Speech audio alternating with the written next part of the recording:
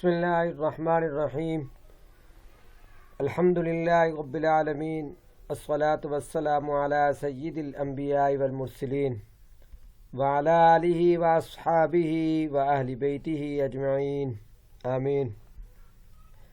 السلام علیکم ورحمۃ اللہ وبرکاتہ۔ عزیز طلباء و طالبات، سب سے پہلے میں آپ کو خوش آمدید کہتا ہوں، آپ کو مرحبا کہتا ہوں، ویلکم کرتا ہوں اپنے انسٹیٹیوٹ میں، اپنی طرف سے، اپنے شعبہ کی طرف سے، اور امید کرتا ہوں آپ خیر و عافیت کے ساتھ ہوں گے۔ دعا گو ہوں اللہ تعالیٰ آپ کو اپنے حفظ و امان میں رکھے، ہم سب کو اپنے حفظ و امان میں رکھے، جان مال عزت اور ایمان کی سلامتی کے ساتھ رکھے۔ عزیز طلبہ، ہمارا سبجیکٹ ہے پرائمری سورسز آف اسلامک شریعہ، یعنی شریعت اسلامی کے اولین مصادر۔ ہمارے اس سبجیکٹ کے 4 لیکچر ہو چکے۔ آج میں آپ کے پاس اس سبجیکٹ کا 5واں لیکچر لے کر حاضر ہوا ہوں۔ ہم شروع کرنے جا رہے ہیں 5واں لیکچر۔ اللہ اکبر۔ عزیز طلباء، جیسا کہ آپ جانتے ہیں کہ ہمارا جو اس وقت موضوع چل رہا ہے وہ چل رہا ہے ادلہ اربع میں سے دلیل اول قرآن کریم، اور قرآن کریم میں جو اس کے احکام کے استنباط کے حوالے سے جو مسائل اور قواعد ہیں وہ ہم پڑھ رہے ہیں۔ قرآن کریم کے احکام، قرآن کریم سے احکام مستنبط کیسے ہوتے ہیں، قرآن کریم ماخذ اول کیسے ہے، دلیل اول کیسے ہے، یہ جاننے کے لیے ہم وہ اصول اور وہ قواعد پڑھ رہے ہیں جن سے ہمیں یہ سمجھ آ جائے گی کہ قرآن کریم ماخذ کیسے ہے، یعنی اول ماخذ کیسے ہے، دلیل اول کیسے ہے، اور ہم کچھ اس حد تک بھی قابل ہو جائیں گے کہ قرآن کریم سے مسائل کے استنباط کی نوعیت سمجھ سکیں، اور بلکہ اگر ہم اس پر گہرائی کے ساتھ اس کو سمجھیں اور اس کا مطالعہ کریں تو ہم مسائل کے استنباط کے قابل بھی ہو سکتے ہیں۔ یہ ہمارا موضوع چل رہا ہے۔ پچھلے لیکچر میں ہم نے بات کی قرآن کریم کے جو الفاظ ہیں، ان الفاظ کے متعلقہ جو مباحث ہیں، ان مباحث کو ہم نے تفصیل سے دیکھا۔ وہ الفاظ کے متعلقہ مباحث یہ تھی کہ قرآن کریم کے جو الفاظ ہیں وہ اپنے وضع کے اعتبار سے کتنی اقسام میں ہے، کون کون سی اس کی قسمیں ہیں، اپنے معنی کے اعتبار سے کتنی قسمیں ہیں، اپنے معنی پر دلالت کرنے کے اعتبار سے اس کی کتنی اقسام ہے، پھر اپنی عبارت کے حوالے سے کتنی اقسام رکھتا ہے۔ اس پر تفصیل سے بات ہوئی، چونکہ جو کہ 20 اقسام تھی جو ہم نے پڑھی، جس میں تھا خاص، عام، مشترک، مؤول، حقیقت، مجاز، صریح، کنایہ، اور اس طرح دیگر اس کی تھی اقسام۔ وہ تمام اقسام ہم نے پڑھی، وہ تھی قرآن کریم کے الفاظ کی بحثیں، کہ قرآن کریم کے جو الفاظ ہیں ان کو ہم نے کس انداز سے لینا ہے، کس انداز سے پھر ان سے ہم نے احکام معلوم کرنے ہیں۔ ٹھیک ہوگی بات؟ تو آج کا جو لیکچر ہے وہ ہے قرآن کریم کے احکام کی اقسام کے حوالے سے، کہ قرآن کریم میں جو اللہ تعالیٰ نے احکامات بیان کیے ہیں وہ کتنی نوع کے ہیں، کتنی اقسام کے ہیں، کتنے طرز کے ہیں، ان کی اور آج اس پر بات کریں گے۔ اس کے علاوہ قرآن کریم میں ظاہر احکام کی جب ہم بات کر رہے ہیں تو یہ بات جاننا بھی ضروری ہے، یہ سمجھنا بھی ضروری ہے کہ حکم کیا ہے، حکم کا معنی اور مفہوم کیا ہے، حکم کا تعارف سمجھنا ہے، جاننا ہے، اور پھر حکم کے معنی مفہوم کے بعد اس کی اقسام کو جاننا ہے۔ ظاہر احکام حکم کی جمع ہے، اور ہم یہ بات کر چکے ہیں کہ احکام شرعیہ کو جاننا ہے۔ اصول فقہ اور فقہ کس چیز کا نام ہے کہ احکام شرعیہ کو ادلہ اربع سے جاننے کا نام اصول فقہ ہے۔ ایسے ہی ہوا نا کہ احکام شرعیہ کو ادلہ اربع سے جاننے کا نام یا معلوم کرنے کا نام کیا ہے؟ اصول فقہ ہے۔ تو احکام شرعیہ، احکام حکم کی جمع ہے، تو ہمیں حکم قرآن کریم کے اندر کتنی طرز کے کتنی اقسام کیا ہیں وہ اقسام بھی معلوم ہو، اور بلکہ حکم کا معنی اور مفہوم بھی ہمیں معلوم ہونا چاہیے۔ یعنی یہ بنیادی چیزیں ہیں اور لازمی اس کے لوازمات میں سے ہے۔ پھر ادلہ اربع تو ساتھ ساتھ چلتے ہی رہیں گے۔ تو لہذا آج کا ہمارا ٹاپک قرآن کریم کے احکام کی اقسام اور اسی طرح حکم اور اس کی اقسام کو جاننا ہے۔ قرآن مجید میں کے جو احکام ہیں اس کی جو اقسام وہ اگر مرکزی طور پر اس کو تقسیم کریں تو وہ 3 حصوں میں تقسیم ہوتی ہیں۔ کتنے حصوں میں؟ 3 حصوں میں قرآن کریم کے احکام تقسیم ہوتے ہیں مرکزی طور پر، یعنی بنیادی طور پر۔ وہ کون کون سے ہیں؟ نمبر 1 عقائد سے متعلقہ احکامات، عقائد سے متعلقہ۔ نمبر 2 اخلاقیات کے بارے میں احکامات، جو کچھ بھی اللہ تعالیٰ نے اخلاقیات کے متعلق فرمایا۔ اور تیسرا ہے مکلفین کے اقوال و افعال سے متعلق عملی احکام۔ ٹھیک ہے۔ عقائد سے متعلق احکام وہ ہے جسے ہم اپنا ایمانیات کا بیان کہتے ہیں، یعنی توحید ہے، رسالت ہے، فرشتوں پر ایمان لانا ہے، کتابوں پر ایمان لانا ہے، آخرت پر ایمان لانا ہے، اور جزاء و شر کے متعلق جو اسلام کا تصور ہے اس پر ایمان لانا ہے، رسول اللہ صلی اللہ علیہ وسلم کی ختم نبوت پر ایمان لانا۔ یہ جتنا بھی ایمانیات کا بیان ہے اسے کہتے ہیں عقائد۔ پھر عقائد میں یہ سارے اللہ تعالیٰ کی ذات، اللہ تعالیٰ کی صفات کی مباحث سارے عقائد میں آئیں گی۔ یہ اصول فقہ کی جب بحث شروع ہوئی تھی وہاں میں نے بتایا تھا کہ فقہ اور اصول فقہ یہ ساری کے ساری یہ بحث کرتی ہے ظاہری احکام سے۔ وہ احکام جو دل کے متعلقہ ہیں، جو ایمانیات کے متعلقہ ہیں، فقہ اور اصول فقہ اس میں بحث نہیں کرتی۔ جو ہمارے عملی احکام ہیں ان کے متعلق بحث کرتی ہے۔ تو جو عقائد ہیں یہ عمل کے متعلقہ نہیں ہے، یہ صرف دل کے متعلقہ ہے، یعنی یقین لانے کا نام، ایمان لانے کا نام عقائد ہے۔ تو لہٰذا ہم اس پر بحث نہیں کریں گے کیونکہ یہ فقہ اور اصول فقہ کا موضوع نہیں ہے۔ قرآن کریم میں اس کو تفصیل سے بیان کیا گیا ہے۔ قرآن کریم میں جو 3 بڑے بڑے احکام آئے ہیں ان میں سے ایک حکم عقائد بھی ہیں۔ دوسری ہے اخلاقیات۔ اخلاقیات کے بارے میں اللہ تعالیٰ نے بہت کچھ بیان کیا۔ اسلام کے اندر اخلاقیات کا باب ہے بھی بہت وسیع، لیکن یہ مکلفین کے عملی احکام میں سے ان کو شمار نہیں کریں گے۔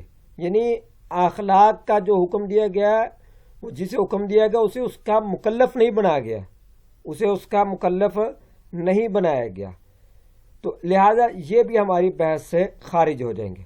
ہماری بحث ساری کے ساری گھومے گی کس ارد گرد رہے گی؟ مکلفین کے اقوال و افعال سے متعلق جو عملی احکام ہیں ان کے متعلق، کہ یہ جو تیسری صورت ہے اس کے متعلق قرآن کریم میں جو آیات آئی ہیں، جو کچھ بیان ہوا ہے اس کے متعلق بحث کریں گے۔ ٹھیک ہوگی بات؟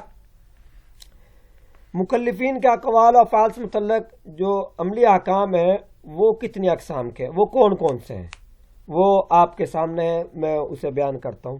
یہاں تک بات سمجھ آئیے آپ کو عزیز طلبہ؟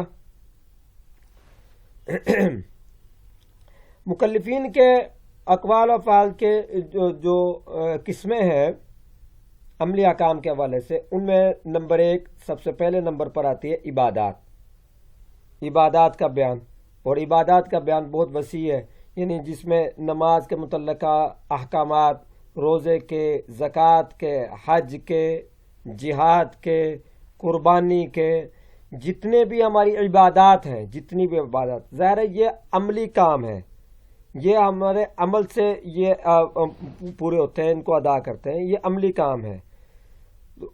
اب قرآن کریم کی بہت سارے آیات، جو احکامات کی آیات ہیں، وہ بہت ساری آیات عبادات کے متعلق ہیں کہ آپ نے نماز کے متعلق آئی ہوئی ہیں، روزے کی، زکوٰۃ کے، حج کی۔ تو لہذا یہ ہماری بحث کا حصہ ہوں گی۔ اور ہم جب اصول فقہ میں جب بحث کرتے ہیں اس طرح کی آیات کی، تو پھر وہاں دیکھنا ہے کہ کون سی چیز کب فرض ہے، کب واجب ہے، کب حرام ہے، کب ممنوع ہے، کب جائز ہے، کب مستحب ہے، کب سنت ہے، یہ چیز ہم جانیں گے۔ اسی طرح عبادات کے بعد دوسرا اہم ترین جو حصہ ہے احکامات کا وہ ہے معاملات. دوسرا کیا ہے؟ معاملات. یہ معاملات ایک جامع لفظ ہے. معاملات ایک جامع لفظ ہے. اس کے ذیل میں بہت ساری چیزیں آتی ہیں، جیسا کہ میں نے یہ چیزیں لکھی ہیں. وہ کون کون سی ہیں؟ آئلی قوانین. نمبر 1 کیا ہے؟ آئلی قوانین. آئلی قوانین میں کون کون سی چیزیں شامل ہیں؟ ہمارے نکاح و طلاق کے متعلقہ جتنے احکام ہیں کہ کن اور خواتین سے نکاح ہو سکتا ہے، کن سے نکاح نہیں ہو سکتا، نکاح کی شرائط کیا ہیں، نکاح کے اصول و ضوابط کیا ہیں، پھر اس کے بعد خاوند کے حقوق کیا ہیں، بیوی کے حقوق کیا ہیں، ان کا آپس کا رہن سہن کیسا ہو، ان کے فرائض کیا ہیں. پھر اگر جب اولاد ہو جائے تو پھر اولاد کی جو ذمہ داری ہے، جیسے کہ دودھ پلانا ہے، اور وراثت کے معاملات ہیں، یعنی رضاعت ہے اور وراثت ہے اور پرورش ہے. یہ پھر اگر خدا نخواستہ طلاق کی نوبت آ جائے تو طلاق کے متعلقہ احکامات. یہ سارے احکامات جو ہیں جو خاندانی معاملات ہوتے ہیں، ان کو کہتے ہیں آئلی قوانین. ان کو تفصیل سے بیان کیا گیا، ان کے متعلقہ آیات موجود ہیں، اور اصول فقہ اور فقہ میں پھر ان پر کافی تفصیل سے روشنی ڈالی گئی ہے. اس کے بعد ہیں لین دین کے معاملات. لین دین کے معاملات. لین دین کے معاملات میں آپ سب سے اہم ترین ہے تجارت، اور پھر تجارت کی جتنی بھی صورتیں ہیں، جتنی بھی اقسام ہیں تجارت کی، بہت ساری اقسام ہیں جو آپ کے سامنے ہے. مضاربہ، مشارکہ، اجارہ، یہ بھی تجارت کی صورتیں ہیں. اور اسی طرح جو عام بزنس ہے وہ بھی، زراعت بھی، اسی طرح لین دین کے معاملات سارے اس میں آئیں گے. بلکہ معاہدات بھی اس میں آئیں گے. جو تجارت کے باب میں جو معاہدات ہوتے ہیں، جو ہمارا ایگریمنٹس ہوتے ہیں، وہ ساری چیزیں اس میں. پھر اسلام کے اندر جو جرائم اور سزا کا تصور ہے، یعنی جو حدود اور تعزیرات ہیں وہ.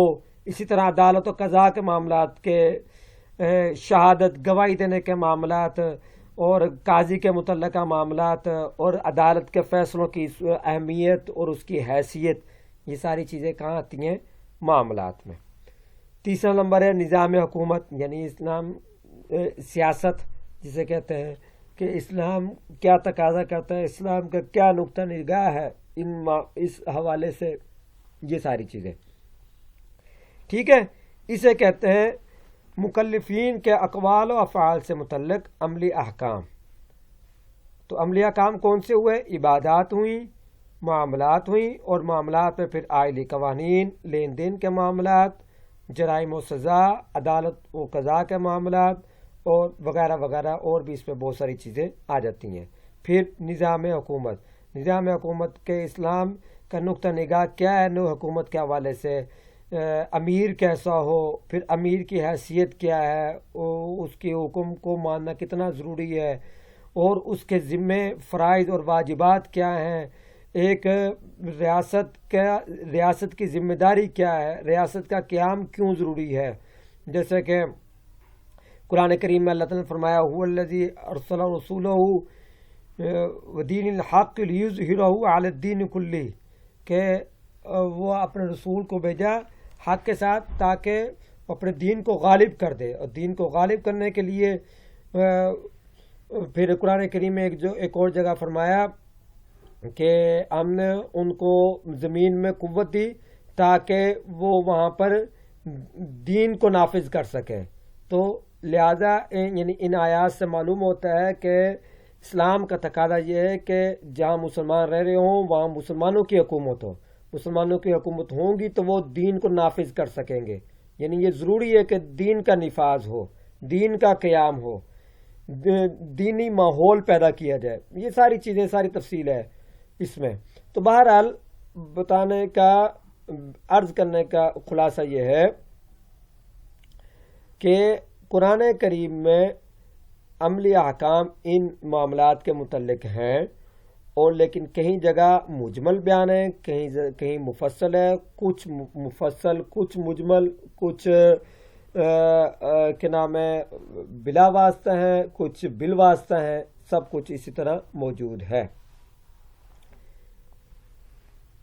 انہی کو وضاحت کے ساتھ جاننا یہ اصول فقہ سمجھاتا ہے، اور وہ اصول فقہ کے وہی اصول و قواعد ہے جو ہم نے پچھلے لیکچر میں پڑھے اور جو مزید بھی آگے چل رہے ہیں۔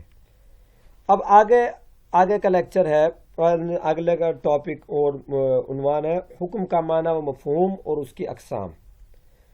حکم کا معنی مفہوم سمجھ لیتے ہیں کہ حکم سے مراد کیا ہے۔ جب کہا جاتا ہے نا احکام شرعیہ کا جاننا، ادلہ اربع سے احکام شرعیہ، احکام حکم کی جمع، احکام شرعیہ بتا دیے کہ احکام شرعیہ کتنی قسم کے ہیں، کون کون سے قرآن کریم میں وہ بتا دیے، لیکن حکم کو تو جان لیں کہ حکم کیا چیز ہے۔ تو حکم کا معنی مفہوم آپ کے سامنے آیا، میں بیان کرنے جا رہا ہوں۔ حکم کہتے ہیں مکلف بندوں کے افعال سے متعلق، مکلف بندوں کے افعال سے متعلق اللہ تعالیٰ کا خطاب حکم کہلاتا ہے۔ مکلف بندوں کے افعال سے متعلق اللہ تعالیٰ کا خطاب کیا کہلاتا ہے؟ حکم کہلاتا ہے۔ یہ اب پریشان نہ ہو آپ، یہاں جو الفاظ ہیں ان کی وضاحت آئے گی، یعنی ایک لفظ آیا مکلف، اب مکلف کی وضاحت بھی آئے گی۔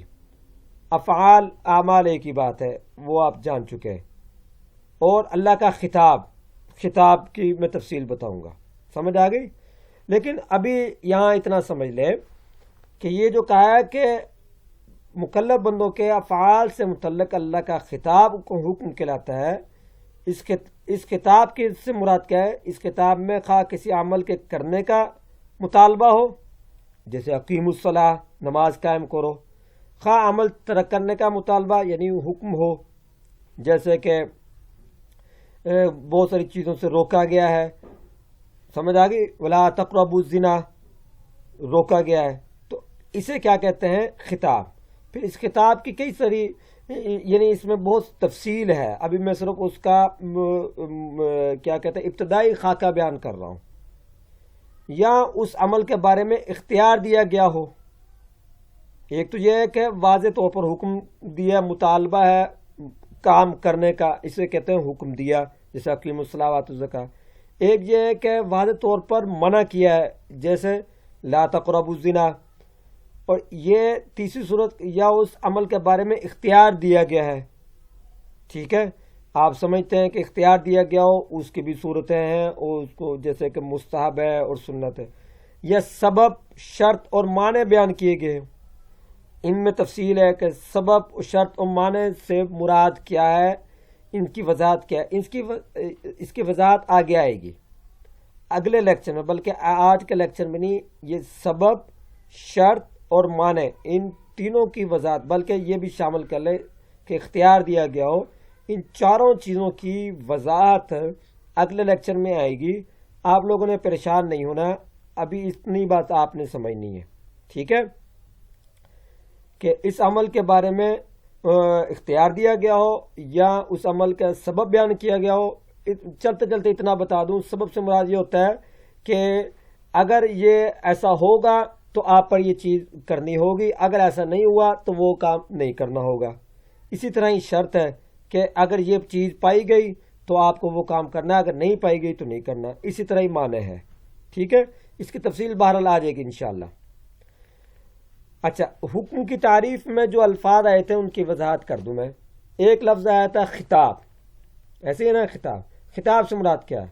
خطاب سے مراد اللہ تعالیٰ کا بلا واسطہ کلام، جیسا کہ قرآن کریم ہے،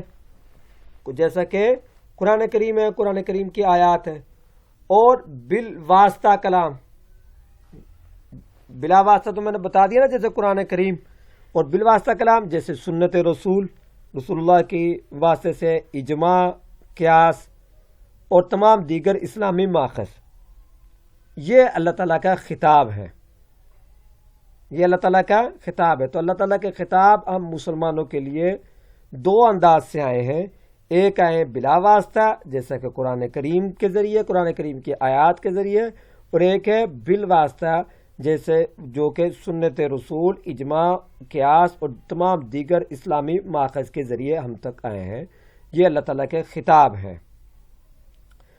ایک اور لفظ آیا تھا مکلف، جو کہ سب سے اہم ہے۔ مکلف ان کو سمجھنا چاہیے۔ مکلف سے مراد جسے اللہ تعالیٰ نے اپنے خطاب میں مخاطب کیا ہے۔ اللہ تعالیٰ نے اپنے خطاب میں جسے مخاطب کیا ہے اسے کیا کہتے ہیں؟ مکلف۔ وہ قرآن کریم کی آیت میں کوئی حکم آیا ہے، اس حکم کی نوعیت سے پتہ چل جائے گا کہ اس کا مکلف کون ہے، اس کا مکلف کون ہے۔ ٹھیک ہے کہ بات؟ مثال کے طور پر اگر کہیں آیا ہے کہ آپ یتیم کا مال نہ کھاؤ، یتیم کا مال نہ کھاؤ، قرآن کریم میں آیا ہے نا کہ یتیم کا مال نہ کھاؤ، تو ظاہر ہے کہ اس سے یہ جو خطاب ہے، یہ خطاب کس کو ہوگا؟ اس کو ہوگا جس کے زیر کفالت کو یتیم ہوگا، جو زیر کفالت جس کے کوئی یتیم ہوگا وہی یتیم کا مال کے کھانا یا نہ کھانے کا متعلق ہوگا نا اس کے چیزیں۔ جس کے زیر کفالت یتیم ہی نہیں ہے، جس کا یعنی اس میدان میں یعنی اس باب میں وہ ہے ہی نہیں، اس فریم میں وہ ہے ہی نہیں، تو وہ تو مکلف نہیں ہوگا نا۔ تو اب قرآن کریم کی یہ آیت کہ یتیم کا مال نہ کھاؤ، تو اس سے پتہ چل جائے گا کہ اس سے مکلف وہ آدمی ہے، وہ شخص ہے جس کے زیر کفالت یتیم ہوں گے، جب ہوں گے، اگر ہیں تو اس وقت ہے، یا جب ہوں گے تب۔ اسی طرح اور بھی اس طرح کی بہت ساری مثالیں مل سکتی ہیں۔ تو آپ لوگوں کو امید سمجھ آ گئی ہوگی کہ خطاب سے مکلف سے مراد وہ ہے کہ جسے اللہ تعالیٰ نے اپنے خطاب میں مخاطب کیا ہے۔ بعض دفعہ مخاطب عام ہوتا ہے، جیسے اقیم الصلاۃ وآتوا الزکاۃ، کہ نماز قائم کرو، زکوٰۃ ادا کرو، تو وہ تمام مسلمان مخاطب ہے، تو تمام مسلمان مکلف ہیں، اور آپ کو پتہ ہے کہ ہر عاقل بالغ پر پھر نماز فرض ہے۔ اور بعض جگہ پر اس طرح نہیں ہے، الزانی والزانیۃ، وہاں پر جو اس طرح کے لوگ ہوں گے وہی مکلف ہے، انہی کے متعلق یعنی خطاب ہے، انہی کو مخاطب کیا گیا ہے۔ سمجھ آ گئی؟ یہ صورتحال ہے۔ حکم کی اقسام، حکم کی اقسام صرف آج میں حکم کی اقسام بتا رہا ہوں، ان کی وضاحت بھی اگلے لیکچر میں کے لیے میں چھوڑ رہا ہوں۔ اس کی وجہ یہ ہے کہ یہ ساری چیزیں آپس میں کنیکٹڈ ہیں۔ یہ جو ہے یہاں پر عمل میں اختیار، سبب، شرط، معنی، یہ چیزیں، اور اس طرح یہ حکم کی جو اقسام کی پھر وضاحت ہے، یہ ایک دوسرے کے ساتھ مناسبت اور ربط رکھتی ہیں۔ یہ اگلے لیکچر کے لیے میں نے چھوڑا ہوا ہے۔ تو آج صرف اتنا بتا دوں کہ حکم سے مراد، یہ بھی ذہن میں رہے، حکم سے مراد حکم شرعی ہے۔ حکم سے مراد کیا ہے؟ حکم شرعی۔ تو حکم شرعی کی کتنی قسمیں؟ 2 قسمیں ہیں، ایک حکم تکلیفی، ایک حکم وضعی، ایک حکم تکلیفی اور ایک حکم وضعی۔ ہم ان کی تفصیل اگلے لیکچر میں پڑھیں گے انشاءاللہ تعالی۔ میں آج کا لیکچر یہاں پر ختم کر رہا ہوں۔ جاتے جاتے آپ کو اتنا بتا دوں کہ آپ میرا یہ لیکچر بھی سنیں گے تو پورٹل پر آپ کو اس دفعہ کی اسائنمنٹ بھی کل تک اپلوڈ ہو جائے گی، یعنی آپ کے جس دن آپ ہفتے کے دن تک اسائنمنٹ بھی ہوگی، تو وہ آپ کے پاس نیکسٹ سیٹرڈے تک کا ٹائم ہوگا۔ آپ نے اسائنمنٹ بھی لکھنی ہے اور وہ پھر پورٹل پر اپلوڈ کرنی ہے۔ اگر کوئی بات نہیں سمجھ آئے گی اسائنمنٹ کے حوالے سے تو آپ مجھ سے رابطہ کر سکتے ہیں۔ ٹھیک ہے جی، مجھے اجازت دے جی، بہت شکریہ، دعاؤں میں یاد رکھیے گا۔ السلام علیکم ورحمۃ اللہ۔